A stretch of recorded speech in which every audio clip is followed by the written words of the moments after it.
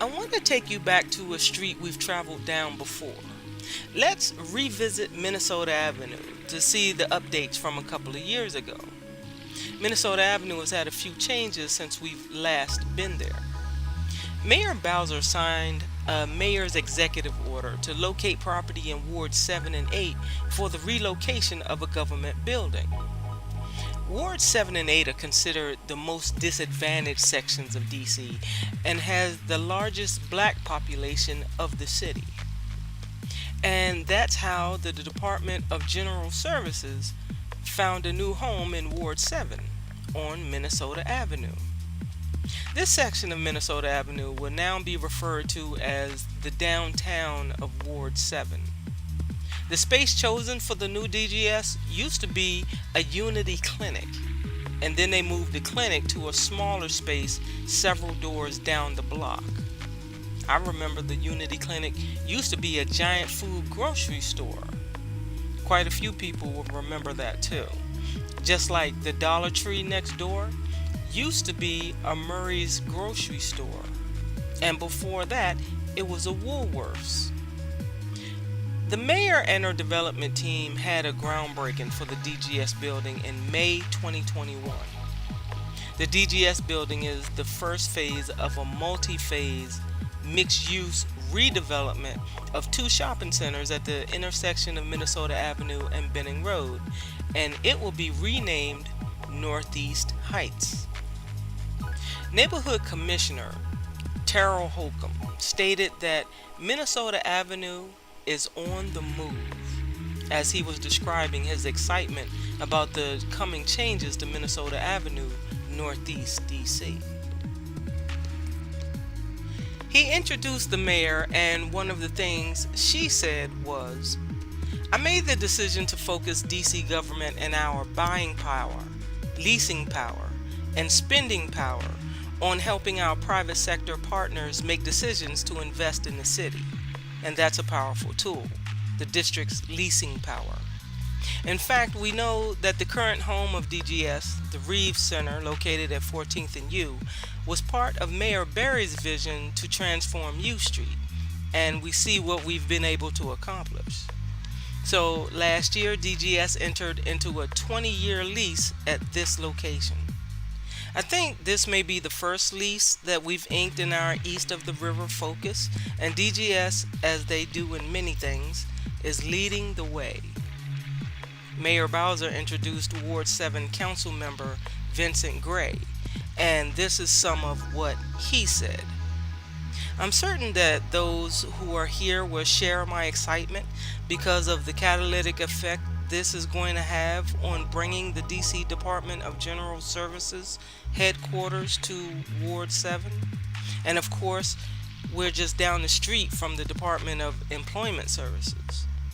Since signing the letter of intent that has made this move possible, and thank you, Mayor, for doing that, it's a very important thing for us right here in Ward 7. We've looked at the possibilities that we're going to have somewhere between 4 and 500 DGS employees who will be coming to Ward 7. I should have mentioned as well the East River Park entity, which is being developed by Cedar Realty Trust as well. It's actually included in a suite of bills that I introduced into the council that were just passed recently to bring more full-service grocery stores to the District of Columbia, and we're excited about that as well because we know we live in a food desert here. John Falcicchio, the now former deputy mayor, walked to the microphone after being introduced by Mayor Bowser, and some of what he said was, "What Mayor Bowser directed us to do, and she directed us a few years ago to do it, was to look at really the purchase power. And when we talk about the purchase power, we're talking about the leasing that the district government does in order to make sure that we create more economic vibrancy in Ward 7 and 8. We want to be a leader in bringing vibrancy so that we can also bring retail. And in this instance, support a brand new supermarket right here on the site. So, the east of the river leasing strategy was something that the mayor put forth a few years ago, and DMPED and DGS has been working together to make sure that's implemented. So, with the DGS being the first to come to this site, the new reimagined site, Northeast Heights, they're going to be right here. And then what you really want to think about is from here to the bridge and to the other side of the street, past where the current supermarket is going to be redeveloped into a vibrant town center that Councilmember Gray reminds us again and again is the downtown of Ward 7. So, with that, I want to bring up Director Anderson to talk to you about the excitement that DGS has, not just to come here to Ward 7 for their new home, but also to attract other client agencies in district government to come to Ward 7 and 8 as well. Director Anderson. The director of DGS walked to the microphone, and some of what he said was, "I'm deeply humbled that you look to DGS as an economic resource to help get Northeast Heights off the ground. Thank you for relying on DGS to help support the mission to build a stronger, safer city so that everyone can indeed have a fair shot towards a better life. Your belief in supporting us helps us fuel the work we do every day to build, maintain, and sustain the District of Columbia's real estate portfolio. Every day, DGS is up to that challenge." So today I want to thank you for giving us the opportunity to be the first agency since signing the mayoral order in September 2019 to move its headquarters to the Northeast Heights community. Now, as it has been stated earlier today, in the normal course, DGS manages the construction of the project, not this one. But the headquarters project will be managed by Cedar Trust Realty. So to hear more about this unique project and the collaboration between Asland and Cedar Realty Trust, I'd like to turn it over to Mr. Jim Simmons, CEO and founder of Asland Capital Partners. Mr. Simmons walked to the microphone, and some of what he said was, "What you see today behind you is somewhat like a Broadway play. And the reason why that's the case is because there's years and years of planning, coordination, rehearsal, practices, cooperation that's been brought to the table here today to allow this to occur. I want to thank the members of this neighborhood, because what hopefully you'll find at the end of this is a project that you can be proud of, that will bring the much needed goods and services to this community that for too long were missing. I'd like to introduce Robin McBride Ziegler, who without her hard work and diligence, none of this would be possible." Miss Robin Ziegler walked to the microphone, and some of what she said was, "You know, this is truly a triumph for Washington, D.C., and particularly for the residents of Ward 7, and it's something that our team is incredibly proud of. You know, I'm aware that the words community and collaboration often ring hollow when folks talk about new developments. But Northeast Heights genuinely is a testament to what's possible when there is true collaboration and understanding between business folks, elected officials, and community leaders. This project simply could not have materialized without all those parties working together towards a common goal. We're thrilled about the first phase of this project, which will establish a new Department of General Services headquarters, but we're even more excited about the future of Northeast Heights, which will include attainably priced and designated affordable homes, street-level retail, a new grocery store, additional office space, community gathering space, and more. We talk about Ward 7 as a place that has been historically underserved from an economic perspective. But that description undersells the livelihood of this community, from the passion that resonates when we have community meetings to the overwhelming support and attendance for events such as Art All Night and Cultural DC, the mobile art gallery. We know the Minnesota Benning corridor is as vibrant as any other in the district. This development will provide an asset that enhances that livelihood. I'm particularly proud that the Northeast Heights team that we've put together to lead or play a major role in this project, is made up of 11 African American commercial real estate professionals that are at the top of their game. From our JV partners, our brokers, our advisor, the fee developer, as well as the Cedar Realty team. When the narrative is out there that it's not possible to find quality minority talent in commercial real estate, this project helps to dispel that myth.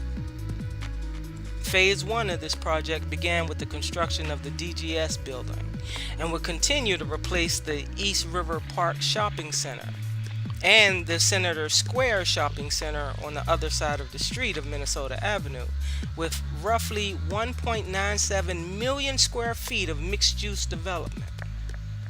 The new Northeast Heights Town Center would build roughly 241,000 square feet of office space, 130,000 square feet of retail and restaurant space, a 70,000 square foot grocery store, and 1,355 residential housing units across 13.3 acres of land. The resulting 8 buildings would also have approximately 1,248 parking spaces. Although there's currently a Safeway grocery store located in the shopping center, it's unlikely that the new grocery store would also be a Safeway. This redevelopment will be constructed on both sides of Minnesota Avenue. On the eastern section, there will be 4 buildings having a total of 855 apartments and retail space, with a standalone parking garage. The building at the corner of Benning Road and Minnesota Avenue would have the grocery store along with more retail space and residential units. The future streetcar extension would have a stop right in front of this part of the development. Currently at this corner, there's a Yums carryout, a barber shop, a florist, and a check cashing store. Across the street is the DGS building, and next to that will be the center of the project, the Senator Square.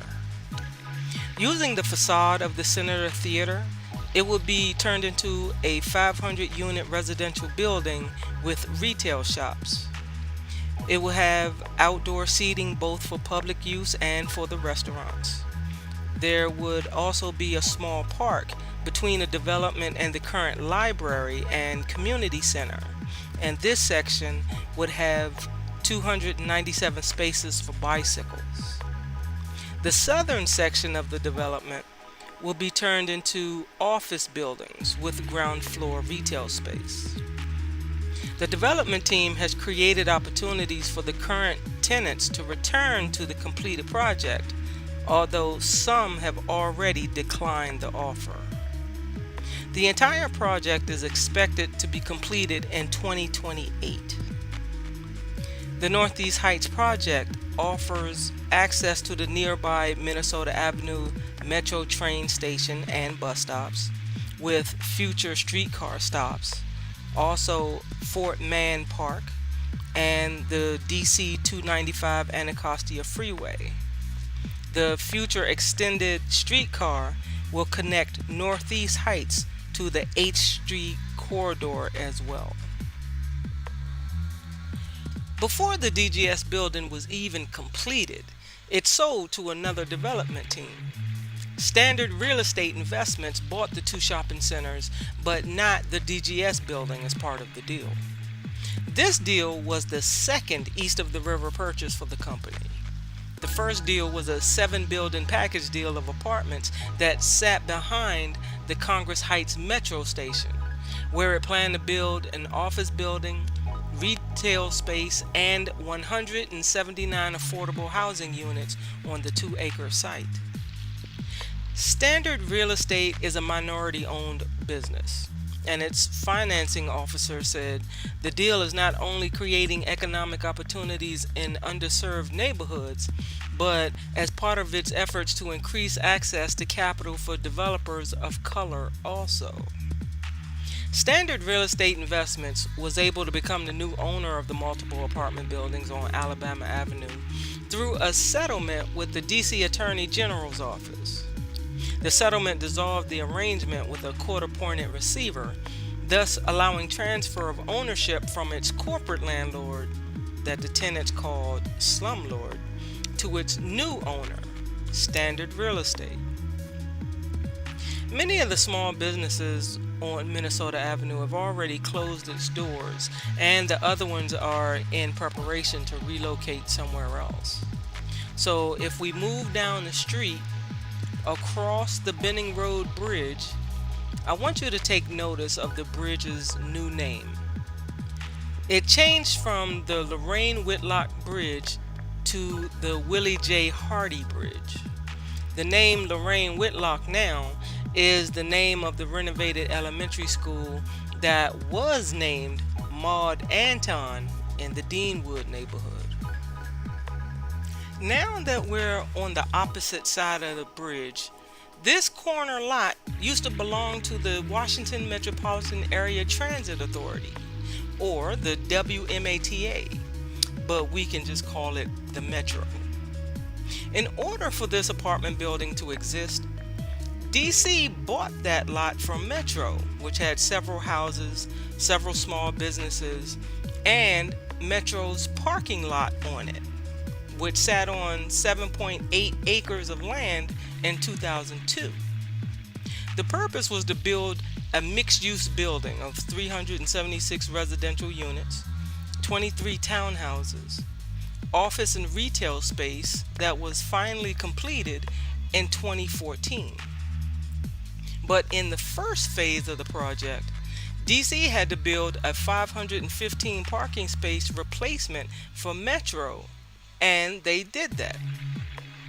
The headquarters for the DC Department of Employment Services building was completed in 2010, and that building sits right in the middle of the Park 7 apartment building and the Minnesota Avenue Metro station.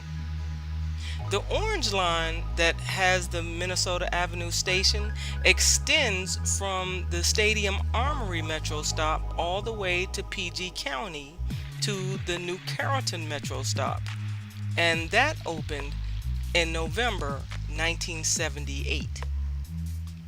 So let's go back down the street from the Metro station to the heart of the new development, Senator Square. The Senator Theater opened in 1942 with 946 seats. The first movie shown was a scary Alfred Hitchcock movie. The theater closed in 1989, and the DC Historic Preservation Board recommended that the Senator Theater be designated as a historical landmark, but the owners of the theater opposed it. So the designation as historic excluded the auditorium. The auditorium was knocked down in 1990, leaving the facade and the lobby building as it is now. Two businesses are leasing space in that lobby area, and currently there's a Subway sandwich shop and a Beauty Zone beauty supply store. The Senator Theater was listed on the DC Inventory List of Historic Places on September 19, 1990. I want to take you back across the street to where I noticed that the financial institution, the Citibank, that was in the shopping center has now closed. But if you follow me across the street to the DGS building, you'll notice that the Citibank has moved to the ground floor of the building, while other retail spaces are still waiting to be filled. Inside the East River Park Shopping Center, there's quite a few colorful murals on the walls of the buildings by DC artists. This large one takes up half of the surface of the back of this building. This one is of well-known black icons of the last 100 years, and many people can't name all 12 figures. I know I can't. In no specific order, the names that I know: there's comedian Bill Cosby, civil rights preacher Martin Luther King Jr., entertainer, singer Sammy Davis Jr., singer Billie Holiday, civil rights activist Malcolm X, writer W.E.B. Du Bois, and educator Mary McLeod Bethune. Now, my score is 7 names. Can you name all 12? Let us know how smart you are by listing all 12 names in the comments. This mural is credited to Alex Madison and was painted in 1990. What do you think about all the changes coming to Minnesota Avenue? When I found out about more info on the trolley car being extended down Benning Road, I'll let you know. In the meantime, I'm Dickie D, your DC tour guide, and I will see you around Washington.